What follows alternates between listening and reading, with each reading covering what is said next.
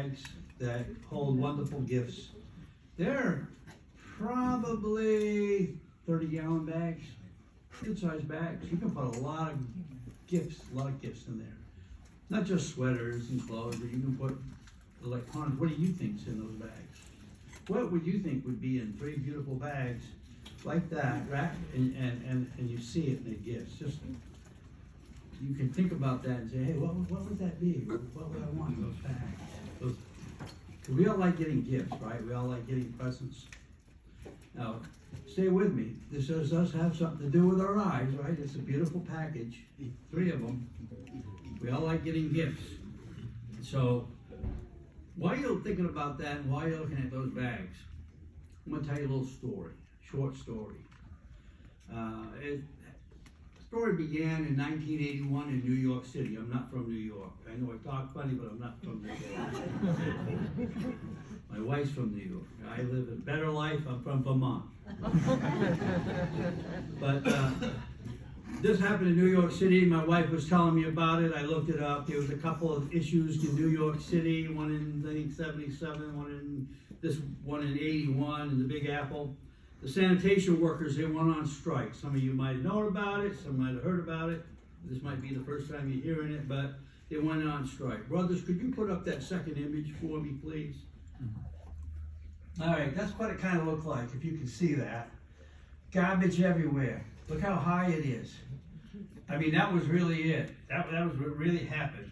When they went on strike, people didn't know what to do with their garbage.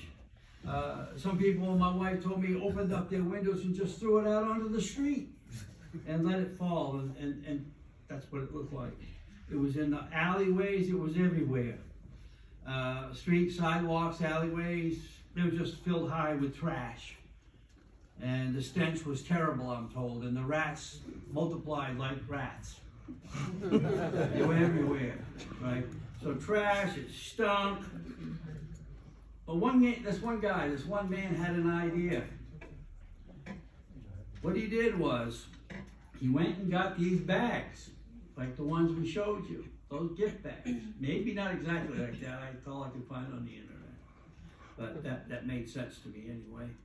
He got these bags, these gift bags, and what he did was he put them in his car, in the front seat of his car on the passenger side, went to work, left the car unlocked, bada boom, bada bing, the bags are gone, right?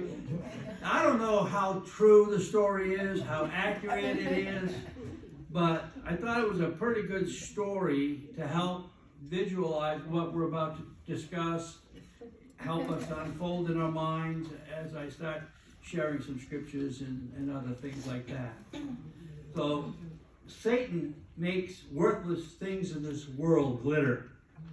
Like a gift bag, right? Wrapped up, all pretty inside, it's just a bunch of garbage. Nothing worthwhile, worthless. But when we see it, we're not criminals, we're all Jehovah's people. But when a criminal sees it, man, they get excited, the heart starts beating, they want it, right? Big bucks. That's Satan. Satan's wrapping up some stuff for us in this old system of things so we can see what it is, and it attracts us to it. You know, if that thief never saw the bags, he wouldn't even have went for it. But then he saw the bags, but it wasn't just the bags, it was wrapped nicely and it had a nice bow on it.